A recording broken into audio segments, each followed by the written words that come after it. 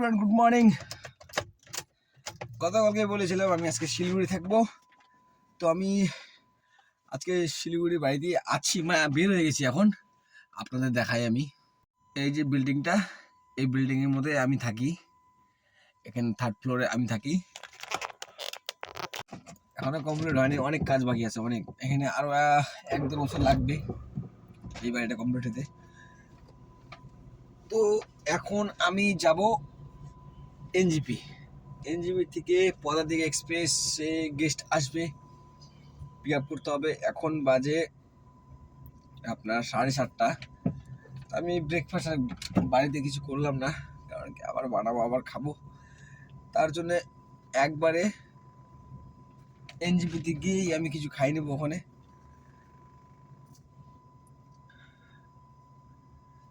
এমনি তো আমাকে হিরো লাগছে, আমি জানি। ওকে, দেখুন আমার ব্লগটা দেখতে থাকুন। আজকে লাইক, কমেন্ট, শেয়ার করে দেবেন। জলে বোতল,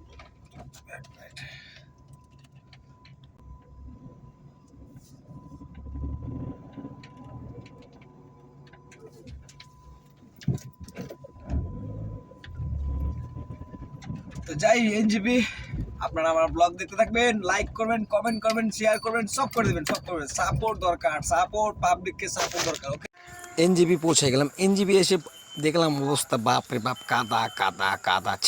এরকম কাদা, দেখো তো, জায়গা নাই গাড়ি রাখার। আর এত ভিড় আজকে, বাপরে বাপ। আর আমার সামনেও একটা গাড়ি রাখছে, আমার পিছনে একটা গাড়ি রাখছে। আমি গাড়িটা বের করবো কীভাবে? শালা আছো, তাদের বুদ্ধি নেই। এখন বাজে 10টা, গেস্টের এখনো পাত্তা নাই। গেস্ট বলে ফ্রেশ হচ্ছে।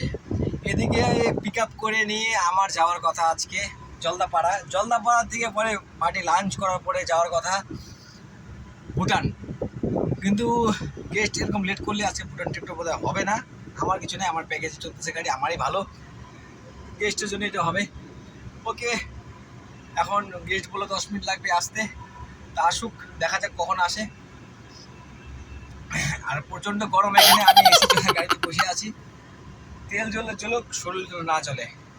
গোরা বাদন, আমার গোরা বাদন, ঠিক আছে। এত গরম করছে আজকে, ভিডিও করার চান্সও পাইনি। সোজা জলদাপাড়াতে হোটেলে ড্রপ করলাম। গুড বাই, আমার ব্লগটা এখানেই শেষ হলো।